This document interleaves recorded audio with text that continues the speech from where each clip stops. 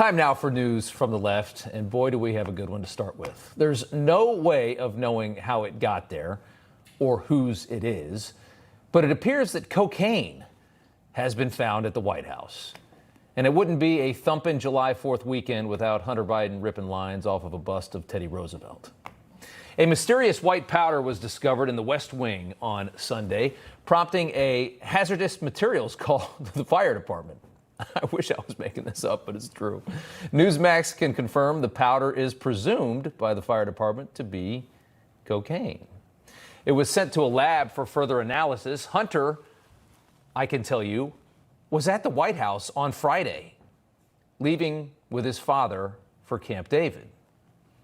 Sadly, he may have forgotten his party favors, which is unfortunate. Imagine having to hang out with Joe Biden for 4 days sober. Now, that's a long weekend. Next up, AOC melting down over the Supreme Court's busy last week. These are the types of rulings that signal a dangerous creep towards authoritarianism. If Chief Justice Roberts will not come before Congress for an investigation voluntarily, I believe that we should be considering subpoenas. We should be considering investigations. There also must be impeachment on the table. So Alexandria Ocasio-Cortez thinks the Supreme Court is so authoritarian that we should remove them and install a court that does everything that she wants. I don't think she sees any problem with that. Former ESPN personality Jamel Hill is not taking the SCOTUS affirmative action ruling well either. An Asian American immigrant named Yatin Chu celebrated the ruling on Twitter, writing, "I told my daughter today is a big day. They've ended affirmative action. Isn't that what you've been fighting for?" she asked. And I said, yes.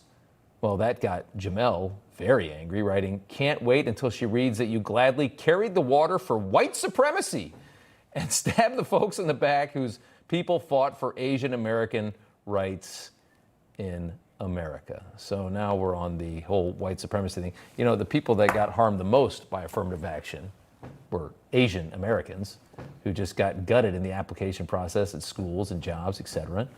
They were being phased out, much like white people in this country have been phased out over the last 40 years.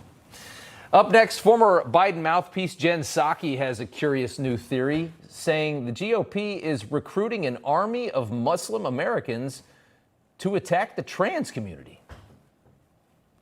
Hear me out here. The GOP is trying to recruit Muslim Americans, a community that makes up less than 2% of the U.S. population, against another tiny marginalized group of Americans, transgender people. It's a really stupid show if you haven't seen it yet. Or maybe, Jen, they just don't want their kids hypersexualized in school. It doesn't really fly well in Muslim households, you know, talking about, you know, sexual stuff and all sorts of perversions when they're like 6 years old. People generally don't like that, especially religious people. Could be that. One of two theories. Jen has one, I have another.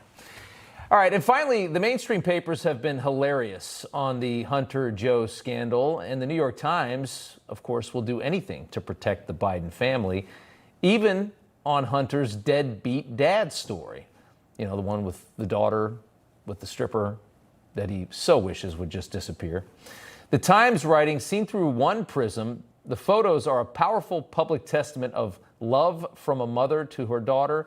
Seen through another, they are exploitative, certainly from the perspective of Biden allies who fear the images and the child are being weaponized against the Biden family. Talking about pictures of the little girl that Hunter does not want, the little girl that the White House refuses to acknowledge exists. So covering the fact that the President of the United States has an extra grandchild that he doesn't acknowledge apparently is a bad thing, and that's exploitative against the White House. We're supposed to just act like that doesn't happen in the New York Times perfect universe of how we should be treating a Democrat in the White House versus a Republican. So I guess conservative media are the bad guys for informing the public of just the kind of people that we have in the White House right now, with a bag of cocaine found over the weekend.